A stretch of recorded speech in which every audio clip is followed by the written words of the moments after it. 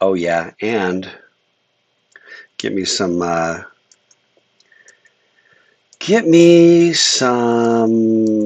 windowed video.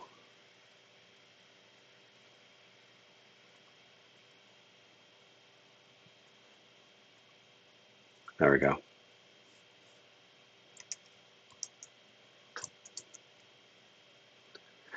There we go.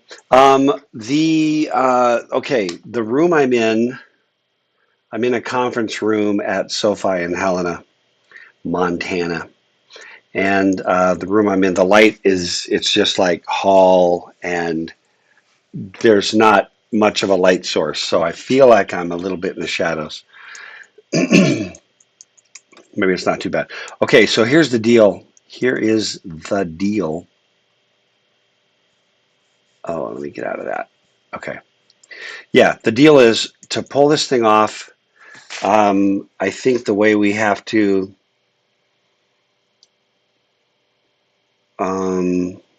work this thing is all the comments from you, Chapes, need to be via text in the chat, for which I apologize. I'm still going to try to get the thing figured out, but it's going to have to be when I'm home and not on the road. And if my math is correct, I think we've got 6 more weeks. But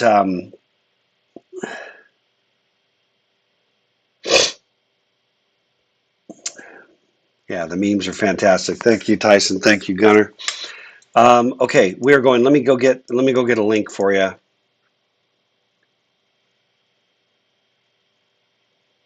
Yeah, we're rolling over there.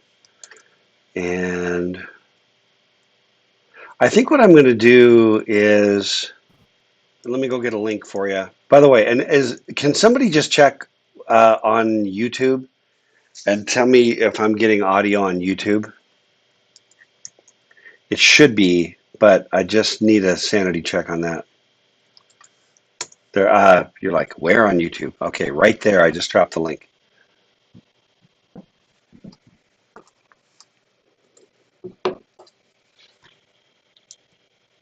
Somebody give me a green light on that we've got audio on YouTube, so we're not screwing over everybody who's needing to needing to watch remote, or not synced up with everybody else. Okay, we got audio. Okay, thank you very much.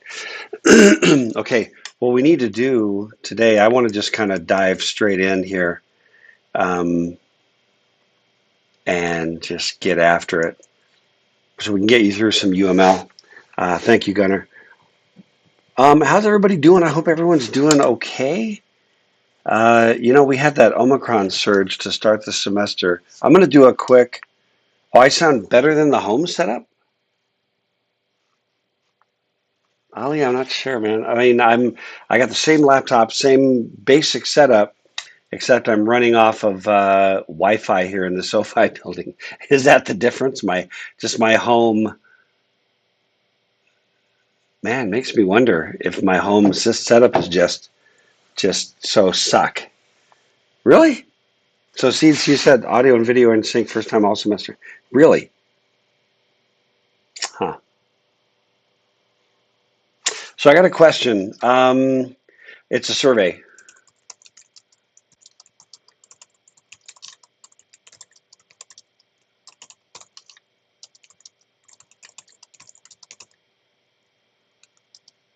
This is going to be a yes/no survey, okay? The question is, the survey says, yeah, Seth, I think you're right. I think it says my home internet sucks. The survey asks, I am currently dealing with COVID or something like it. At the beginning, I think we hit about 50% in the first month.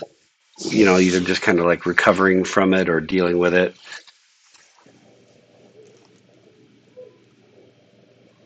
Landon, you might be right, man. I got to check. The problem is I've got a provider that is the only provider on at my house other than Dish, which I have a moral obligation to Dish. Dish Network, Dish Satellite. Yeah, I don't have. I have one thing. I think it's Veracity. It's literally my only option, unless we go, satellite dish on the roof. I'm in Lehigh. Yeah, yeah. I'm like literally a quarter of a mile from the from the Adobe building in Lehigh, right behind the Adobe building. I know. Only one viable option. Yeah, man. No, you're right, Tyson. I need a quarter mile internet Ethernet cable. Yeah, I don't know how to explain it, and I'm not willing to. I don't want to do the satellite majiggy. Okay. Um, yeah, I don't know how the ISP system really works, frankly. Okay, let's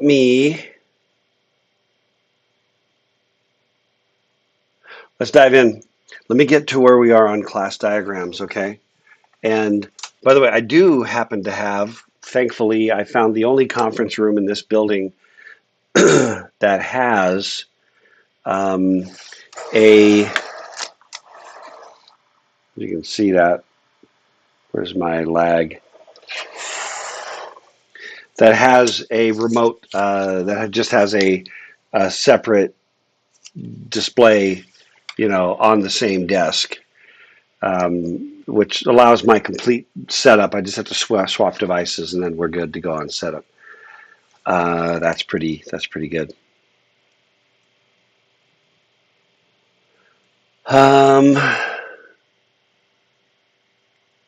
Let me see. Yes, Gunner, I'm Adobe's sucking all the good internet juice, so I'm left with just nothing. Mike, I don't know. Chad Sperry. Dallin, I'd be curious if you have more information about that, because it's been kind of up and down. So, okay, Kevin, when you said went T-Mobile, I mean, I have T-Mobile, which has pretty good tethering, but yeah. Okay, let me hit it. Let me get going. Okay, so we got to here. We got to this. Oh, we got to coupling and cohesion. Okay, this is really, really important for you to understand from a design perspective. Okay, coupling and cohesion. Drop me some quick definitions of high cohesion, which is good. High cohesion is good. Low coupling is good. Low coupling, high cohesion. So what's high cohesion? Yeah, Tyson. So Tyson said cohesion equals methods in a class all serve a unified purpose. That's a little too narrow, actually, Tyson. But I think, um, what do you think? Audio just died. Is there anybody else have audio die?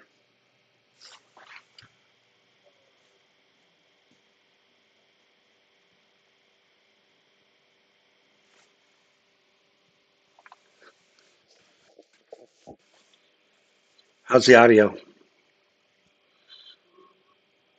Duh. Is the audio dead on my side?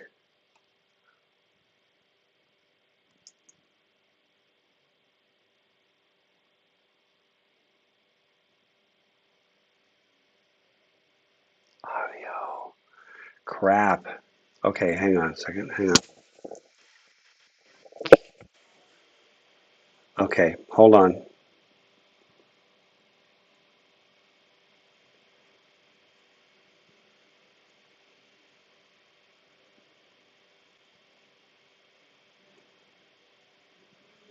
I'll put it streaming.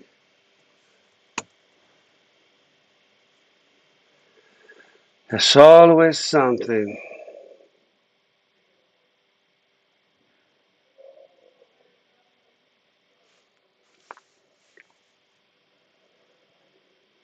Um, no, really? So are we? So crap, man, it's back. I didn't do anything. I didn't click any Actual effective buttons or buckets. I didn't do anything. All right. Okay. Well, thanks for that. All right. So, cohesion. I said that, let me see. Kevin said high cohesion classes work well together but aren't always dependent on each other. Okay, Kevin, I'm going to go bold on this one and say that doesn't make any sense to me, which means it's probably not a great answer, but I'm also trying to help you out for midterm. This is also a midterm study moment. Tyson said cohesion equals methods in a class all serve a unified purpose. Kevin said classes work well together. The problem is that things can work well together that don't have, track with me, Kevin. I can have two things like my bottle of water and my phone work well together because I can set my phone on, but they don't, there's no cohesion. So things can work well together, right? Like I'm calling a pizza joint to order pizza and we work well together when I order pizza, but that's not cohesion. Okay, Kevin? And dependency isn't really the issue. What do you think? Let's keep going. High cohesion. And I will just say that who was it again that I said was right? Tyson, Mr. Seeds. Cohesion equals methods in a class all serve a unified purpose. So if you want to, Tyson. Oh, Kevin, thank you. Yeah. Confused cohesion and coupling. Yes, that makes greater sense now. What just happened? Something I don't need to have happen. Just a second.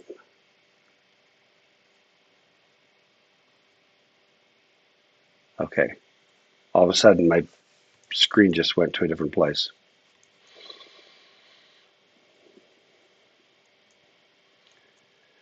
Um. Okay, what do we got? Tyson said if the methods were physical objects, they could be glued together and still have a nice cosmetic feel. Now, I think you're getting even more broad because the fact that I can stick things together and they look right, that ish. Okay, Tyson, I'm going ish. Are you? Now I'm confused. Okay, let me go to Dallin. Dallin said high cohesion. Each part of a class has a specific job and doesn't do much else other than that job. No, no. Sorry, man. Sorry, everybody's swinging a miss here. Dallin, let's talk about yours. Low cohesion, each part does multiple jobs. No, that's not how I would describe it.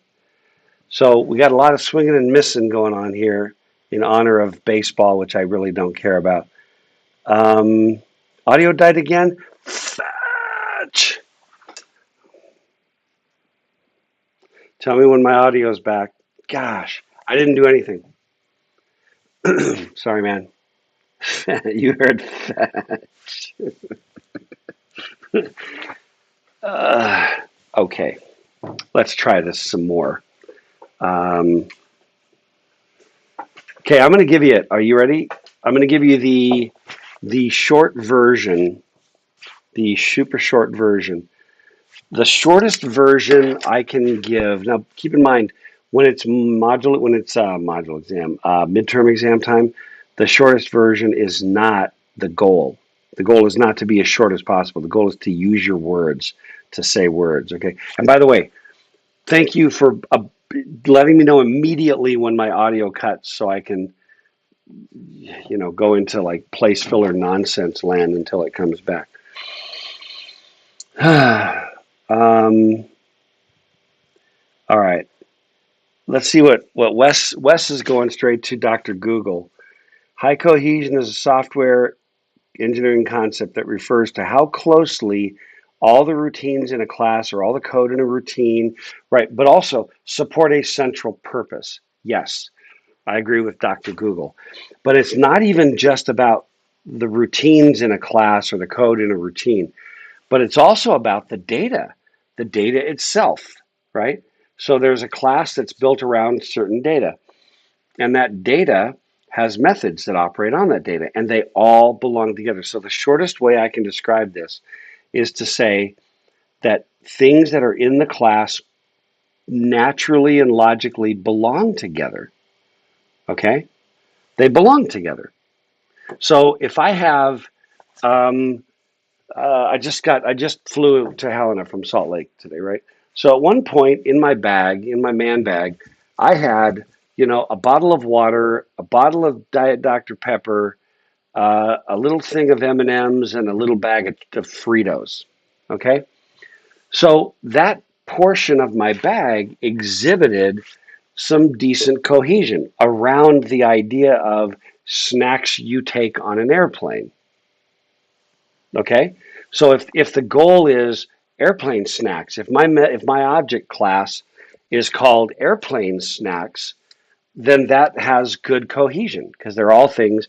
But if it was like, those same things plus my earbuds plus my glasses, then it would be worse cohesion because glasses are not snacks on an air. Now, by the way, I did not say snakes on an airplane. Just FYI, I did say snacks on an airplane. Snacks you eat on an airplane. Okay. Um, and so let me see. I'm backing up a little bit. Okay, so that's cohesion. Now, if I were a bottling company and I had a thing called airplane beverages, and I had my bottle of water, my bottle of Dr. Pepper. The M&Ms have nothing to do with that. The Fritos have nothing to do with that because they're not beverages. So it totally depends. It's not something that's independent of the purpose that underlies the class, aka the object, right? There's an object, called like office space or cell phone or snacks on an airplane, right? There is an idea surrounding the object exists to do a certain thing. The thing exists around the data, and the methods support that data. The more they all fit together, the higher the cohesion, and that's ideal. So you're not bringing crap in that doesn't belong there. Okay, that's the bottom line. And Sorry, just real quick to let me clarify, when read, you and I'm say going to come it back doesn't down. belong there, I guess I'm having a hard time So understanding the Wes, I got all difference. that. I didn't get it past the TSA. I went through the TSA with this Let me know bottle you hear me. empty, got to the other side, went to the snack joints and loaded up the liquids. Okay, Wes said classes that, again citing Dr. Google, classes that contain strongly related functionalities are described as having high cohesion. The heuristic goal is to make cohesion the heuristic goal. What that means? So a heuristic is sort of what's the best way to define a heuristic? Somebody can help me with Dr. Google, but a heuristic is, I think of it as kind of like a rule of thumb. It's not a precise metric, but it's like, yeah, the more things belong together, the better the cohesion should be high as possible. And that's kind of a rule of thumb that, I look at it and it smells high cohesion to me. That's kind of what heuristic means. Um, I hope that makes sense down. I'm kind of working my way down now. Um, William, what's the quality kit? What are you talking about? My snack kit? Put the Fritos in the water. Nice, Gunner. Okay, that's good. Um, yeah, Kevin just said the cohesion isn't quantifiable. What's interesting, Kevin, is that there have been attempts to quantify cohesion, to try to find metrics that would gather that. It turns out to be really, really difficult, and it's like the aggregate of a bunch of subjective ideas, right?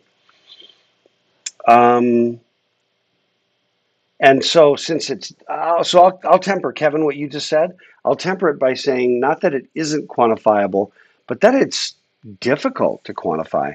So you have to kind of assume or estimate. In other words, use heuristic. Yeah, yeah. So good thought, Kevin. I want to just refine that just a little bit. Ali, Um,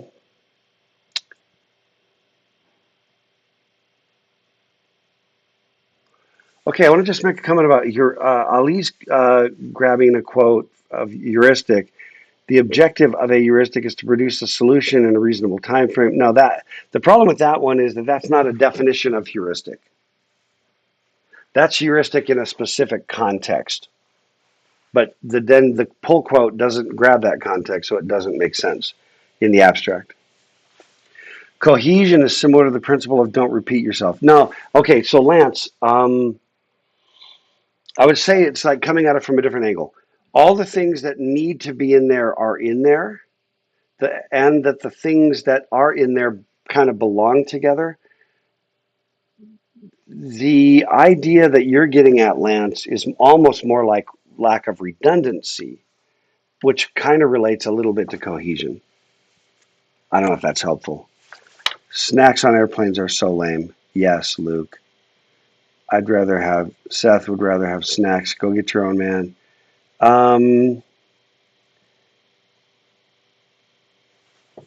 Wes asks, so you build your class with the intended data in mind. And now this is an interesting thing because I don't know what chapter and verse like in Dr. Google or Mr. Wikipedia.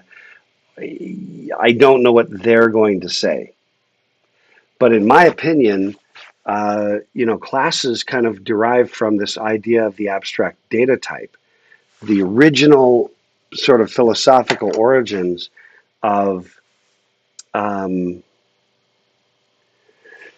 philosophical origins of classes and objects stem from data types. The idea was the bundling of the data with the methods, aka the functions, that operate on that data, put them together and encapsulate them and hide them together. So I only have identified interfaces coming in to that object when it's running, and not everybody seeing all the gory details. So I would say, in answer to Wes's question, my answer is kind of a hell yes on that one, that you build your class with the intended data in mind. So I've got this thing called snacks on an airplane. The constructor makes the constructor gives you like a bottle of water, a bottle of Diet Dr. Pepper, some M&Ms, and some Fritos.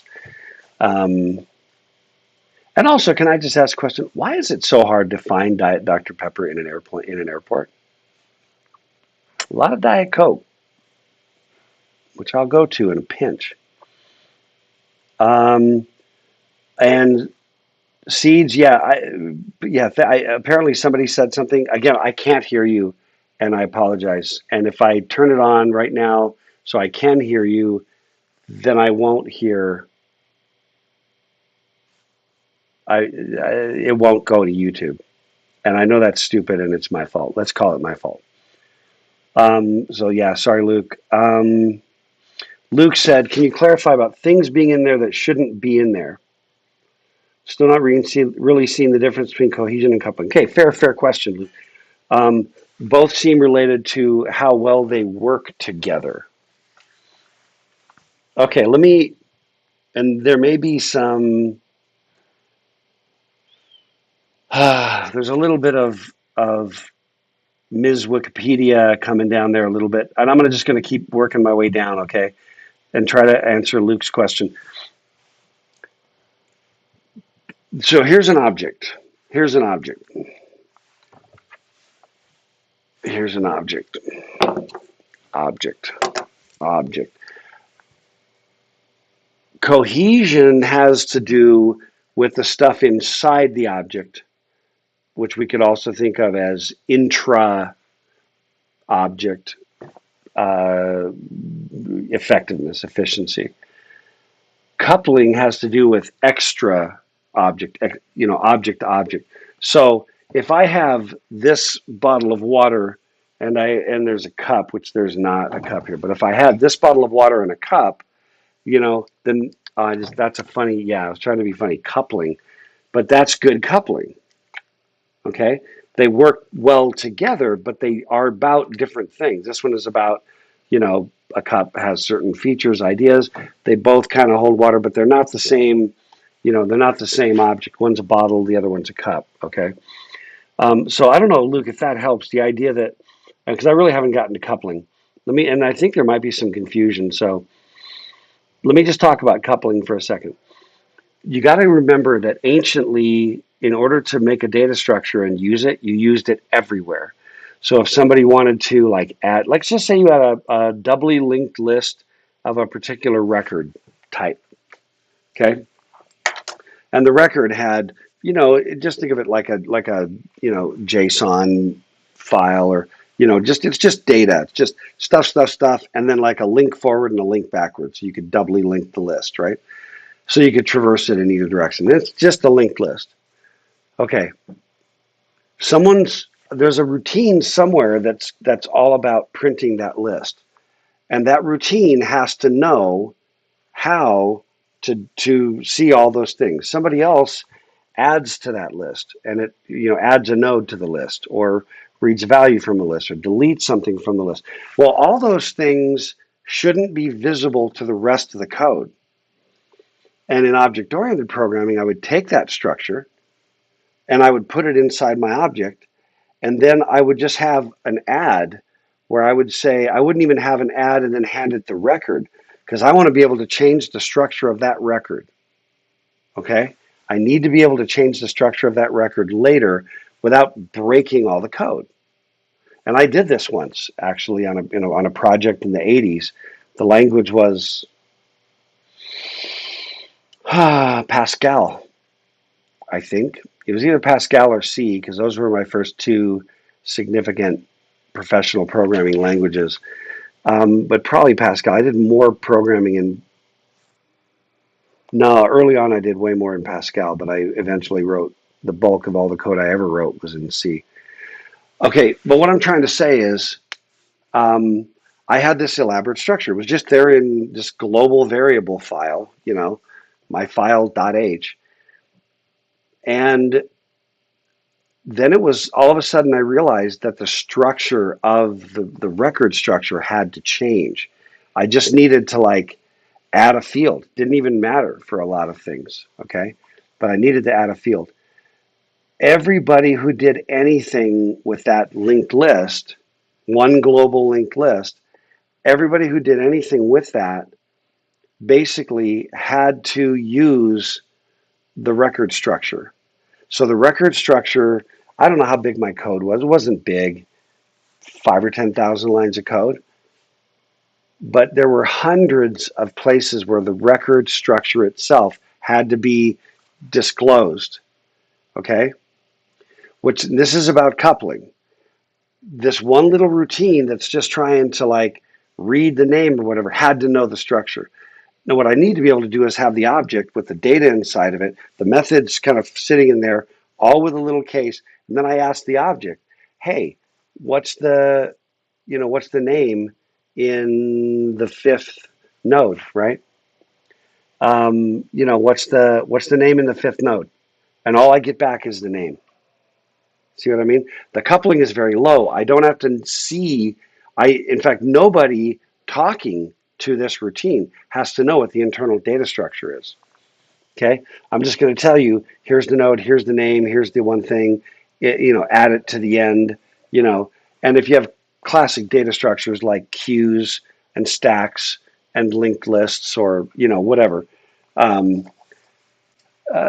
you don't care. I hope that makes sense. That's kind of coupling. So it's a little bit like when I call to order. Let's go back to pizza. I call to order pizza.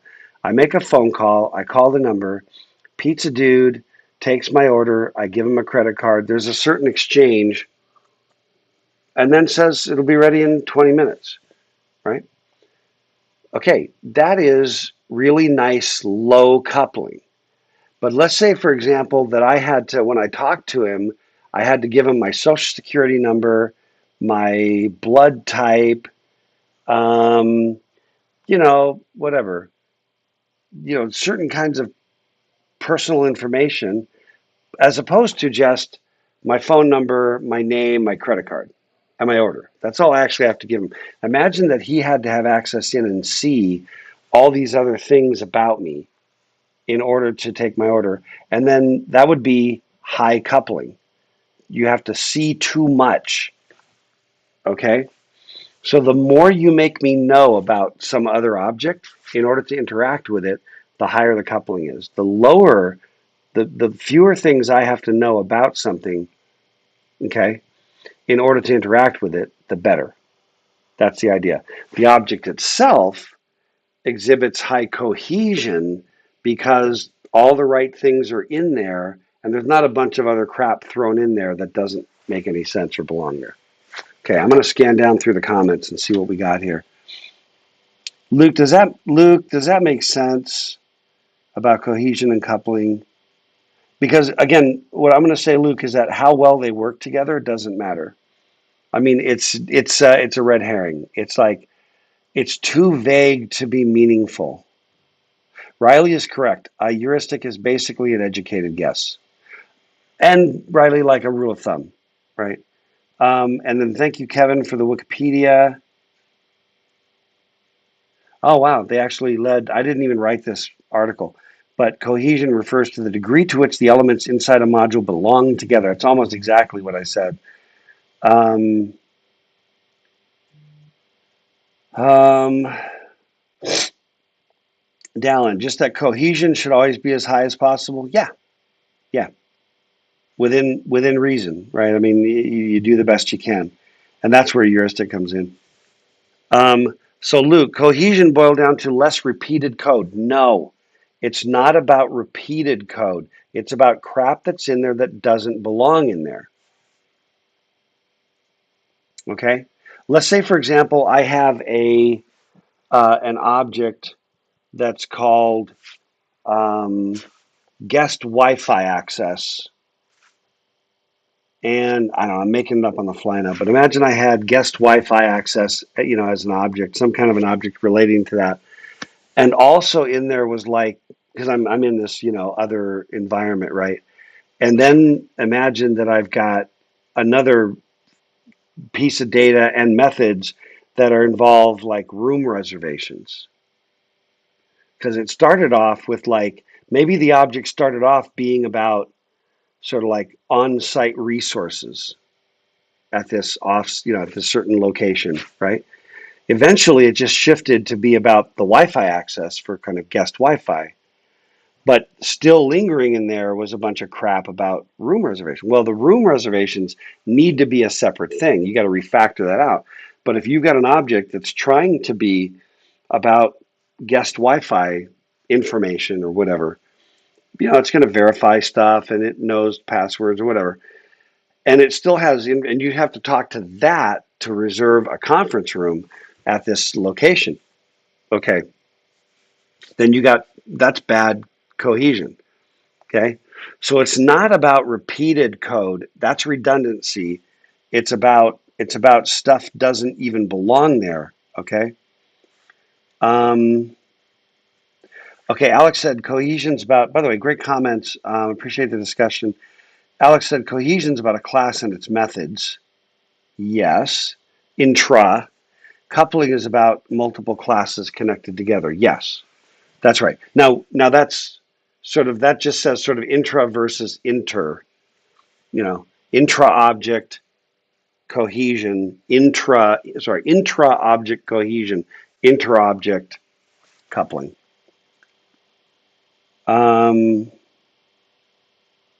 Okay, so Tyson, I'm going to just clarify again. You just said coupling. How much different classes rely on one another? No. Ish. Loose coupling means that a class does one thing and is independent.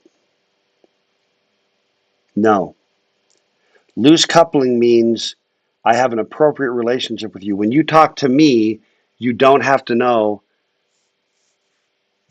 my social security number to have a conversation with me. That's low coupling. That's appropriate low coupling. There are situations where you need a social security number to talk to me because you work for the government or something like that. In which case, so in one instance, having my social security number is high coupling and that's bad. And in another case, it's still a little high, but it's as low as you can get because you have to still know it. Hope that makes sense. Okay, Luke said that clicked, and that was 15 minutes ago. Okay, Lance. Yeah. Lance, this is got the graphic in there. The good. I am going to just slide this over because I think. There we go. Thank you, Lance. Loose coupling, high cohesion. Stuff belongs together. They communicate in a limited sort of way. Bad, they've got to go all over these. You've got to do all kinds of crap across multiple objects to get a single job done. Okay, I like that. Okay, thank you, Lance. I'm going to try to catch up here real quick.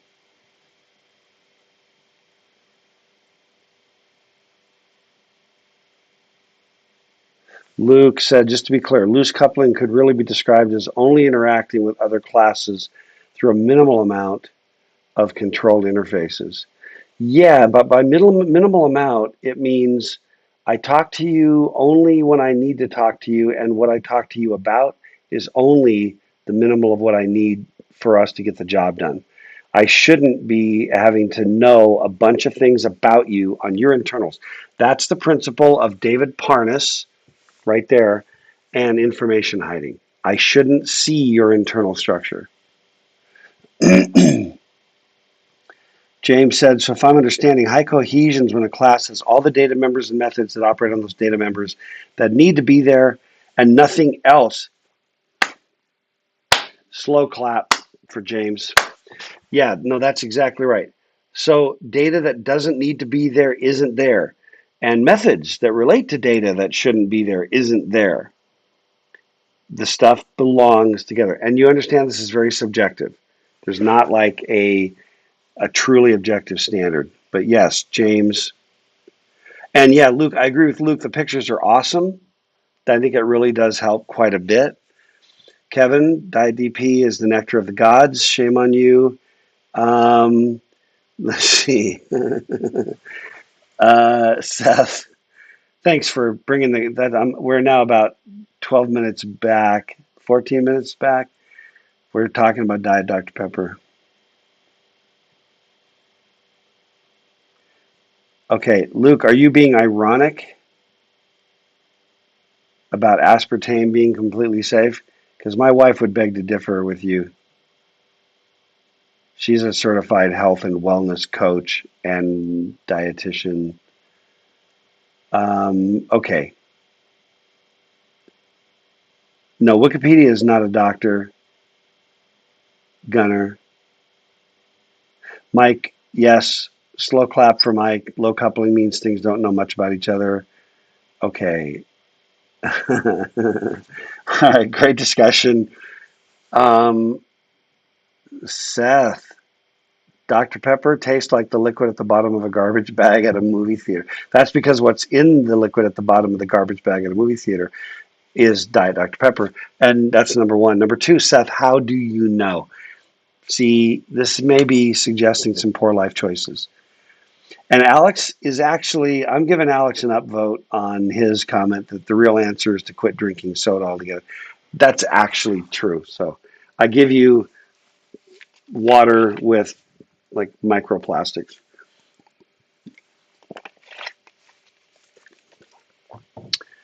Gunner, quit soda but need caffeine to function now.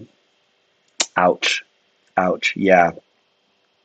That's a tough one. You have to do that when school's not in session so your body can actually adjust to getting its energy from like an apple in the afternoon and maybe a power nap. Because when you try to do that while everything's functional, you're just gonna flunk all your classes. Okay, how are we doing?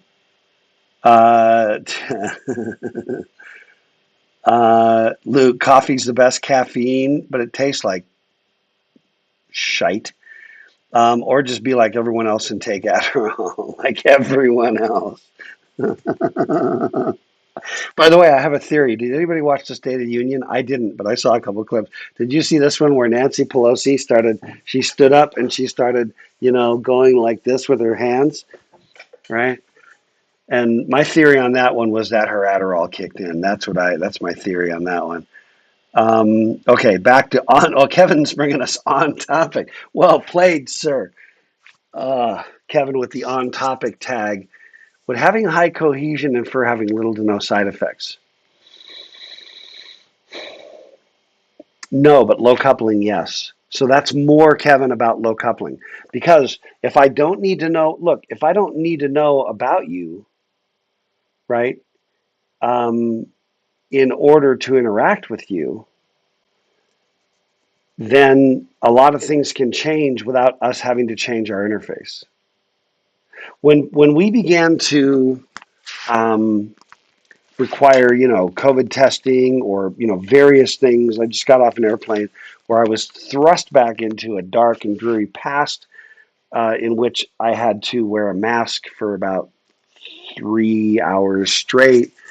Um, when the world changed and you had to know whether you had a COVID test to get on an airplane, interfaces had to change to ask personal information, right? That's literally information about the antibodies in your blood.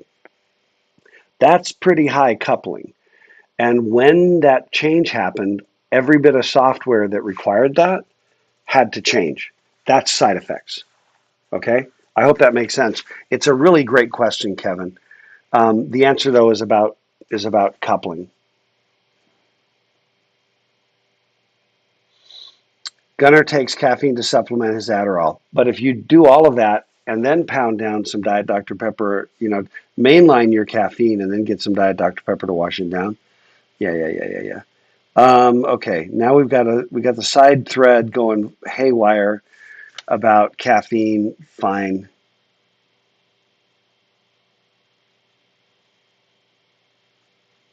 I want to hear more, Luke, about Alzheimer's, aka old timers. I want to hear more about old timers disease. Um, okay, Dallin, back on topic. Weird. Assume this was the motivation behind the principle of encapsulation and making data members' functions private by default. Slow clap. Slow clap for Dallin, okay? Yes, that is precisely it. So loose coupling means that the class is independent, doesn't rely on outside code. It depends, Landon, on what you mean by doesn't rely on, because all code interoperates at the end, some level and relies on.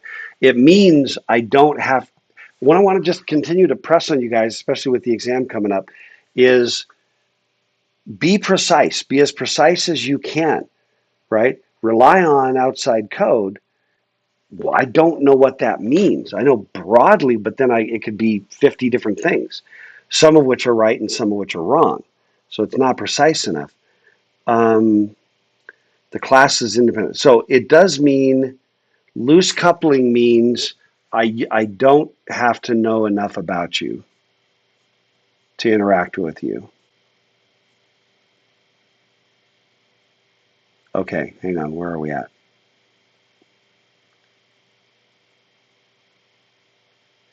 Tyson, yes, this chat is a disaster.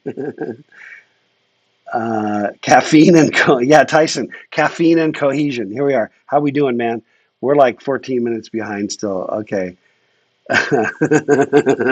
Luke, I missed the chaos too, but this is equivalent, and I'll fix the audio. I do have a Windows laptop, and the Discord on Windows is more native, and the Mac has always had a few little glitches that make the audio difficult. Chat, an exploration of bad cohesion and caffeine. Let me see. Not getting into Alex's thing. Other than, man, if it works for you, right on, right? Skip the comment. Are you saying skip? Is it all just nothing but? Is it all just caffeine from this point on? Is that Seth? Is that what it is? Let me see. I'll skip all the caffeine comments. I started it with my Diet Dr. Pepper. Well, Seth started it. I just said Diet DP, and then Seth went garbage bag. He just double clicked hard on that. And then once that happened, everything went to hell.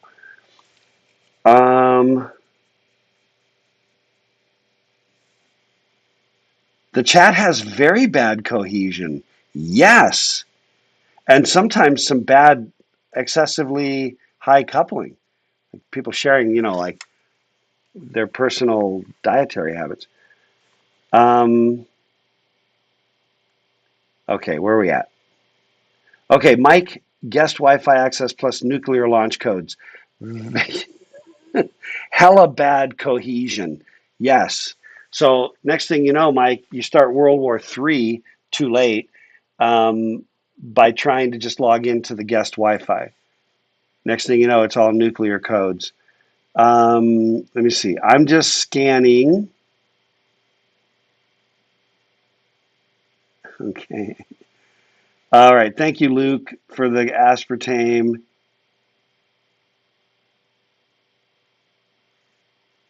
Yeah. Okay. Let me see. Audio died. Yeah. I'm not going to see it in forever. Shoot, man. That was 4 minutes ago. How long did we go dead? Yeah. And I now see 4 minutes ago that everything was dead, and now it came back. How much did we miss? Probably not much. And I'm caught up.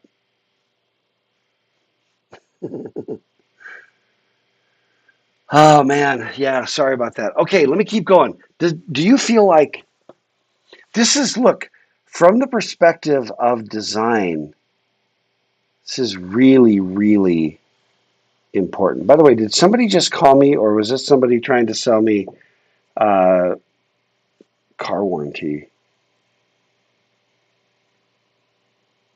I don't know. Thought maybe somebody, pinging me to say, dude, you're dead. Your audio's dead. Okay.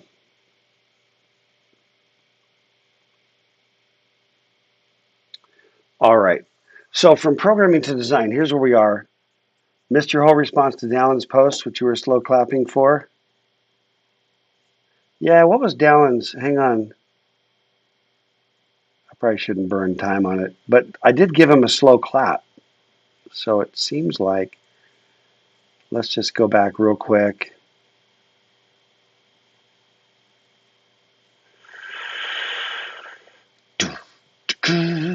Four minutes ago. Yeah, I'm just looking real quick. And if not, I'm just going to skip it. Sorry, Dallin.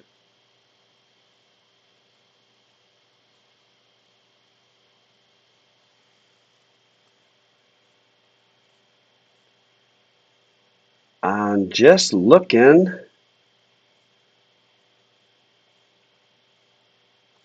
Sorry. Maybe Dallin, I don't know, man. Maybe I made up that slow clap for you. I was faking it, and yeah, I don't know. Sorry, man. I don't know what you did. Oh no, Dallin said, yeah, that's the one. That's the one. I assumed this was the motivation behind the principle of encapsulation and making data members / functions private by default. Once again, okay. All right, so here's what happens. Once we start doing encapsulation, abstract data types, then the idea of object-oriented programming, there's an entire sort of a theoretical, let me just scoochy that just a little bit. By the way, good memes today, huh? Just not bad on the memes, I think. I'm feeling just a little bit proud of it. I just like the George Washington one a lot. uh,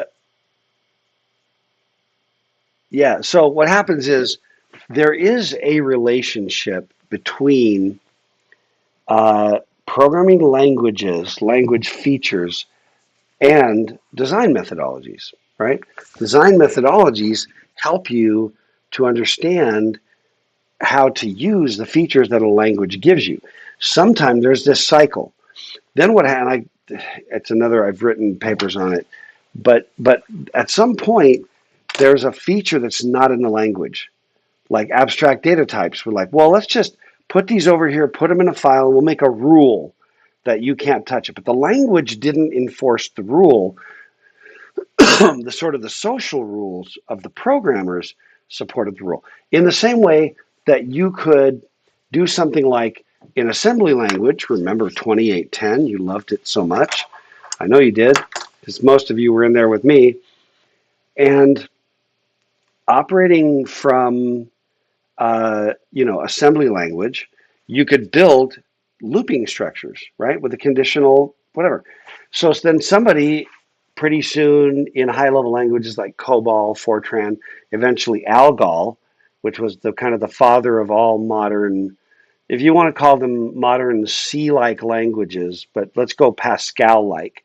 That includes Java, C, C++, what we think of as kind of modern, even Python, they really all descend from ALGOL 67, which was kind of, it just did a ton of sort of philosophical, theoretical things that then was a heavy influencer on Pascal, which was a heavy influencer on C.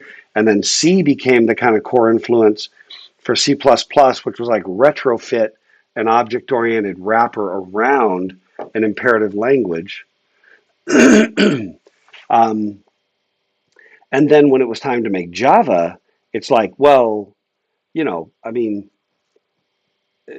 C plus plus is like a pig with lipstick. You know what I mean? You're trying to doll it up, but it's not really working. You're just stapling stuff on its head, and you know, it's just not it's just not native. But when you go to do Java now for the first time, you get garbage collection and take the pointers out, so you don't have to care about that, and a bunch of things. Native polymorphism, and then that leads to other kinds of languages like Python and more sort of like truly multi-paradigm languages like Python or like Rust or a number of them, which are now more contemporary.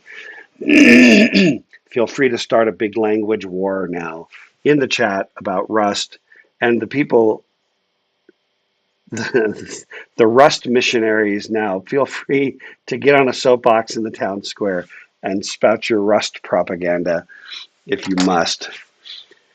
No, but the Rust people tend to be pretty passionate. My point just being that when you're here it goes. But my point is that when you start off with something like assembly, you do iteration, but there's no structure for the iteration. You know what I mean? You got to like set the thing, do a value, make a thing, subtract it, check the status bits, branch on a condition, and it's just hell. It's just bad.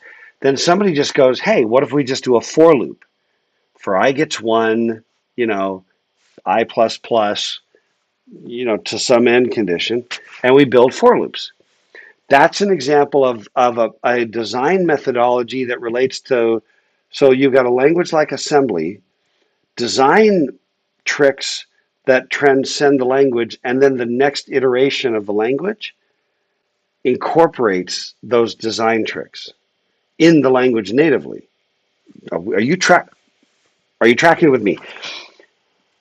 When it was time to do object oriented, it started with imperative languages like C. Backup. It actually started with languages like Simula and Smalltalk. Simula, crap, what was Simula based on? I think it was based on alcohol. I can't remember now. Smalltalk was a bit more native, but my point just being, you start with a methodology that tells you how to use the language to do a cool trick. Then the trick becomes native in the next iteration of the language or a different language, and that language and design are constantly evolving. Okay? And that's why the notion of design patterns, which we started the semester talking a lot about, design patterns, kind of make sense um, as a way of saying, here's some things you'd like to do, with this language, like C++ or Java, in the case of the Goff book. But there's nothing that stops the next generation or the next iteration to have some of those patterns become native, right? Which I think we've already begun to see little bits of. The other thing that happens, how are we doing on time? We're doing okay. We got 20 minutes. Once the object-oriented languages started showing up, a ton of object-oriented design methodologies sprang up. And there were a ton. By a ton, I mean like a dozen. A dozen big ones. And every one of these design methodologies had its own notation to document the design, like class diagrams. And then eventually I told you the story about how that all congealed into ML. Okay, so the fundamental object-oriented concept at play for which we have use case diagrams is to put the data and the methods that operate on them into objects. We call the definitions classes, we call the instantiations objects. And this is what you need to see in a class diagram. The name of the object, the properties, which is the data, and the operations, which are the methods. Okay?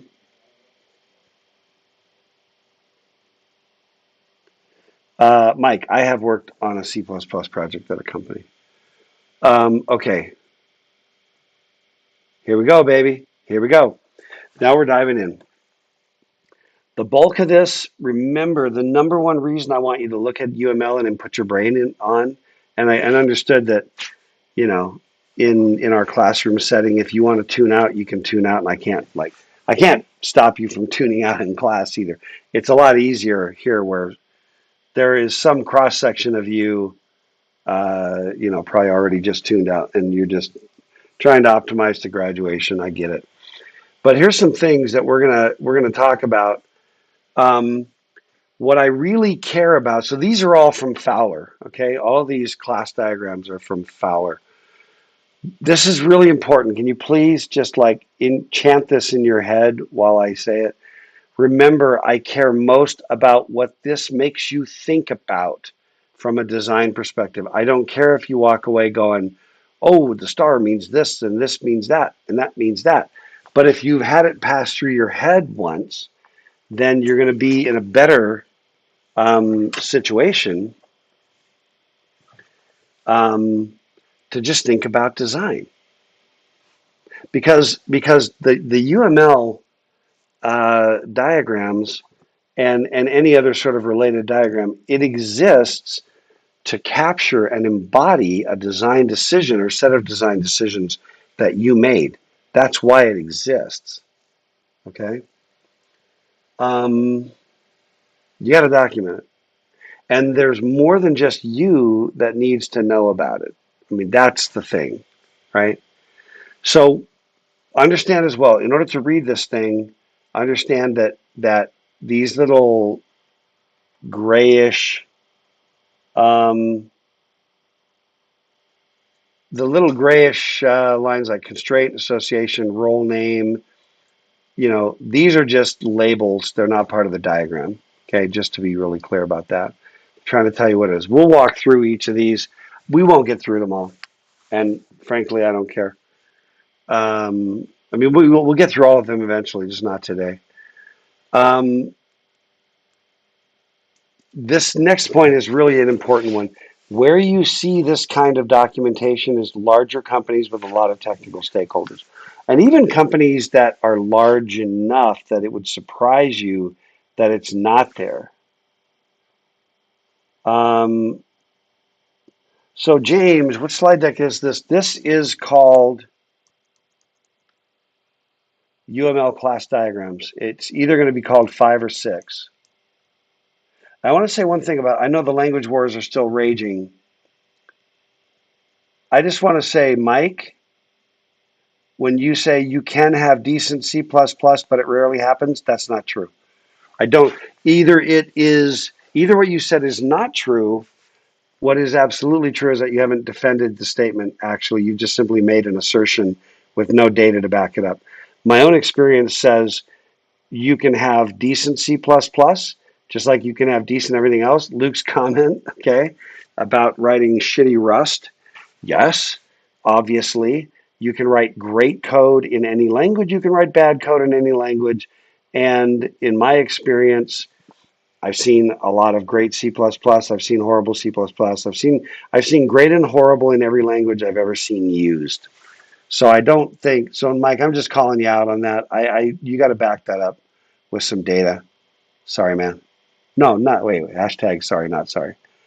Um, and let me see. Luke's calling him out as well. Okay, more language stuff.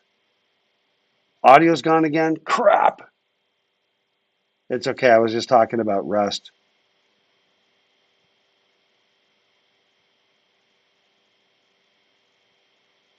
Are we back?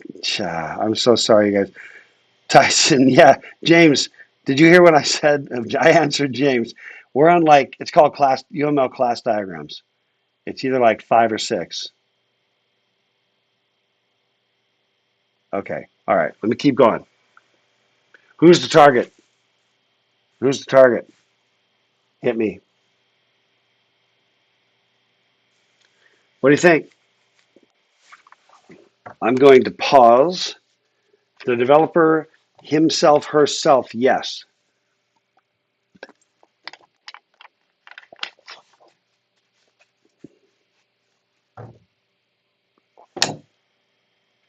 No audio. Okay, I'll keep talking until until the audio comes back.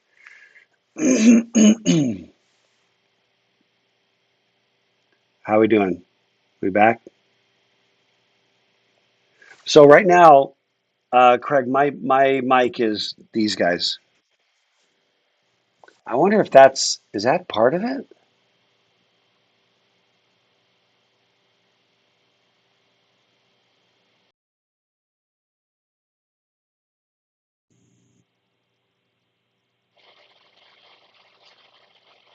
Let me see something.